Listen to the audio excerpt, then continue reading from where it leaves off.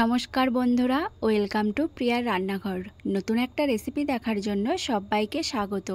আজকে বানাবো মুসুরির ডাল আর ডিম দিয়ে দারুণ একটা রেসিপি। একটু ভিন্ন স্বাদের এই রেসিপিটি খেতে কিন্তু দারুণ লাগবে। তো চলুন রেসিপিটি দেখে নিই। এখানে আগে থেকে আমি কিছুটা মুসুরির ডাল 1 ঘন্টা ভিজিয়ে রেখেছি। এবার এই মুসুরির ডালটাকে আমি পেস্ট করে নেব। তার জন্য নিয়েছি একটা মিক্সিং জার। মিক্সিং জারের মধ্যে মুসুরির ডালটা দিয়ে সুন্দরভাবে মিহি করে পেস্ট করে নিয়েছি।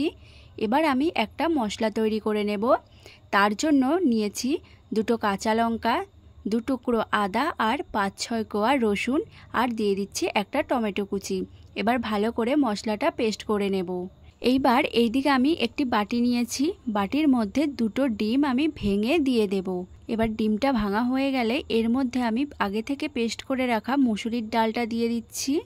পুরো মুসুরির ডাল বাটাটাই আমি দিয়ে দিয়েছি।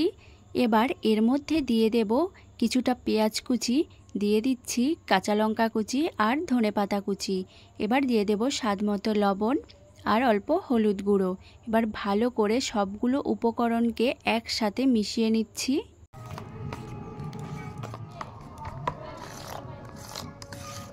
সবগুলো খুব ভালোভাবে মিশিয়ে নিয়েছি। এইদিকে একটা ফ্রাই প্যান গরম করে দিয়ে দিচ্ছি কিছুটা তেল। তেলটা গরম হয়ে গেলেই ডিম আর মুসুরির ডালের যে ব্যাটারটা আমি তৈরি করে রেখেছিলাম সেটা দিয়ে দিলাম। দিয়ে এইভাবে চামচ দিয়ে একটু পুরো ফ্রাই প্যানটায় ছড়িয়ে দিয়েছি। এবার গ্যাসটা মিডিয়ামে রেখে ঢাকা দিয়ে রাখবো 2 মিনিট পর্যন্ত। তো দেখুন 2 মিনিট পরে কিন্তু একদিকটা ভালো মতো হয়ে গেছে। এবার খুব সাবধানে এই ডিমটাকে উল্টে দিচ্ছি। তো দেখুন সুন্দরভাবে উল্টে দিয়েছি। এইভাবে কিছুক্ষণ পর আরেকবার উল্টে দিয়েছি। দেখুন 2 দিকটাই কিন্তু খুব সুন্দরভাবে হয়ে গেছে। এবার নামিয়ে নিচ্ছি।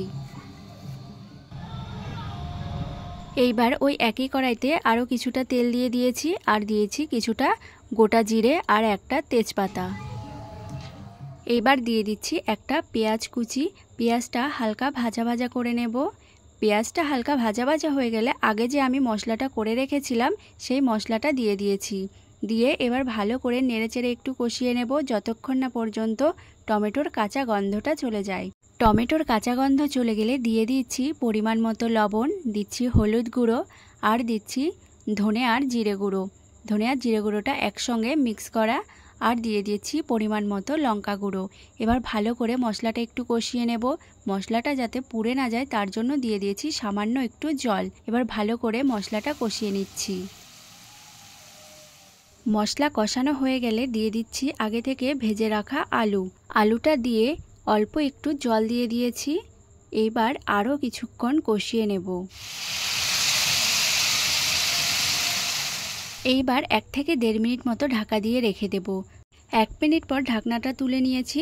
দেখুন মশলা থেকে কিন্তু তেলটা ছেড়ে দিয়েছে। এইবার তরকারিতে আমি পরিমাণ মতো জল দিয়ে দিচ্ছি।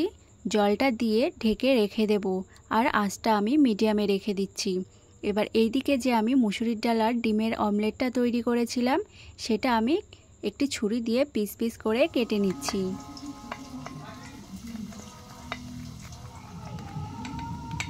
তো দেখুন সুন্দরভাবে সবটা কিন্তু পিস করে নিয়েছি।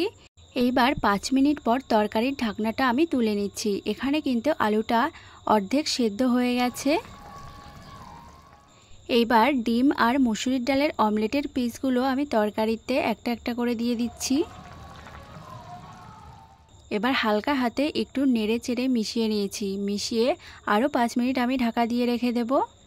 তো দেখুন 5 মিনিট পর তরকারিটা কিন্তু একদম হয়ে গেছে। আলুটাও খুব সুন্দরভাবে সেদ্ধ হয়ে গেছে আর ঝোলটাও টেনে এসছে। এইবার তরকারিটা নামানোর আগে আমি এর মধ্যে দিয়ে দিচ্ছি সামান্য গরম মশলা গুঁড়ো।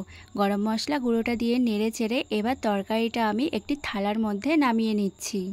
একঘেয়ে ডিমের তরকারি না খেয়ে একবার এইভাবে মুসুরির ডাল আর ডিম দিয়ে এই রেসিপিটা বানিয়ে দেখবেন।